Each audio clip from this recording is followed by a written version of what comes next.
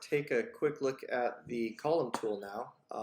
So the tool right here in the column settings, you can see geometry method here is pretty simple. We have single placement, angled placement, or rotated placement. Depending on the column type, you can also do an angled rotated placement. So the column tool, generally speaking, is just a click and place. If we put it on the correct layer here, I guess. What is it saying here? Name is locked. So let's go to the layer settings and unlock that. There we go. Okay, so generally it's just a click and place situation for the column tool. But getting into the column settings, these are actually a little bit more complicated, or I guess less intuitive to understand than the wall and the slab tool. Because there's all of these subsections right here on the left-hand side. So generally speaking, we just have column width and depth as well as column height, similar to the wall tool. You could set the column to link to the story above. In this case, I can set the top to, for example, negative 1.5 feet. The base of it can be like 1 inch down, and then it adjusts the whole column height accordingly. I can set this column to be, say, an 8 by 8. And link those together so that if ever changes to a 10 by 10, I only have to change it one place. Columns can be vertical or slanted. In this case, I can define the angle here, or I can define it graphically. There's also an option for vertical columns to have the wall material wrap around it. If I change the settings here, or say OK, and then put this wall within the column, or column within the wall, and show you what that means right here, you can see that that wall finish wraps around the column. So if you have columns embedded in the walls, that can be a useful setting. Then we have the reference axis, similar to the reference line for the walls, reference plane for the slabs. This reference axis, if I move that to this point right here, for example, you see that that shifts over because that axis point is the constant. What that means is if I have a column on the corner of the slab here, and maybe it's in whatever, 2.5 inches. In fact, let's go x negative 2.5, y negative 2.5. We'll just offset it down both directions. So put it right there, and then if it does change size, come back in and let's go ahead and make it 7 1/4 again. That's the fixed position. So if I have one that's 12 feet off center, I'm just going to drag a copy of that over 12 feet. And then maybe this one's centered on that point, right? So then from that point right here to that point right there, that's the constant, that's 12 feet from center line to the face.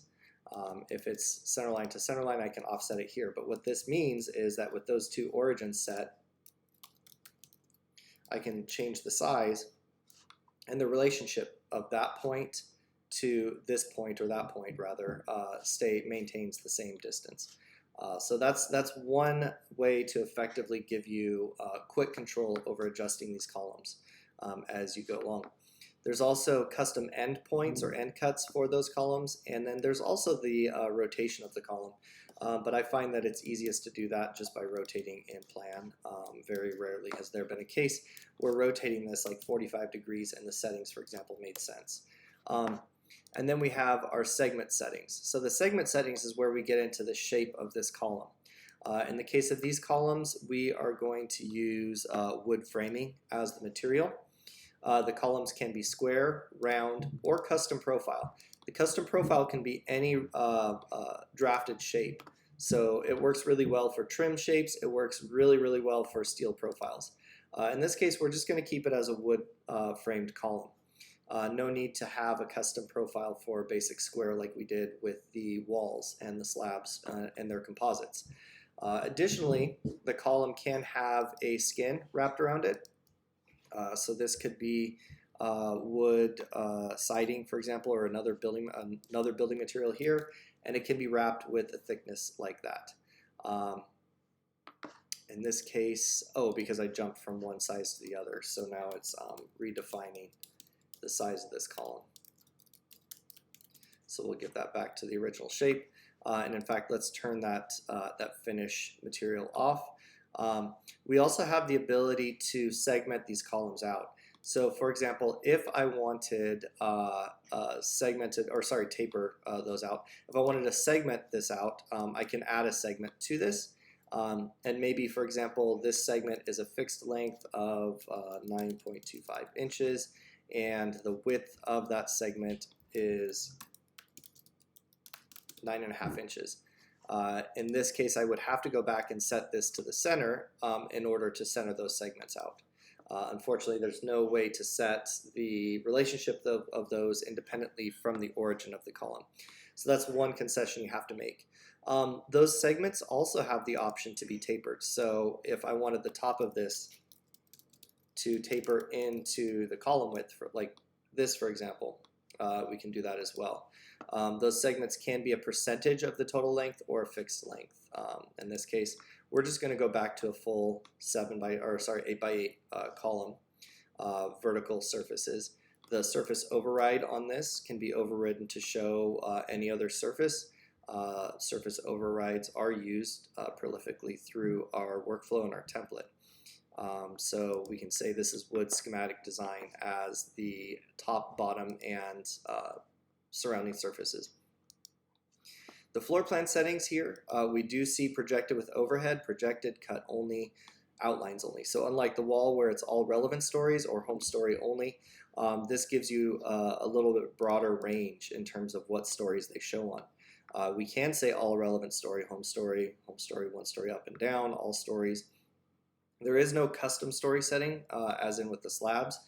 So if you need to show it on certain stories, you have to make the view settings for that be a relevant story. In this case, let's just say that this is home story only. We don't need to see the columns on any stories above or below.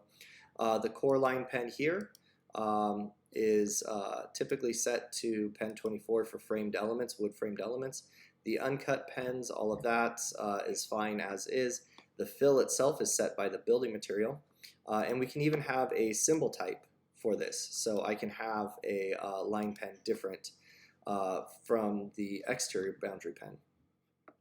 The cover fills do not need to be used for the columns, especially if they're vertical. We can disregard anything that says structural and analytical parameters. We do not use those. And then we have our classifications properties settings. Just like with every other tool, we can classify this thing as a column so that in the BIM realm, we get the information that we might need to attach to that. But more importantly, this can go out as a column in BIM and IFC settings. And then layer for this should be columns.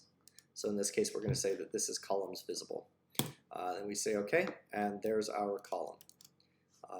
And again, by not presetting the origin of this to the edge, it shoots back over. So you do need to sort of deliberately place these columns with their origin reference axis.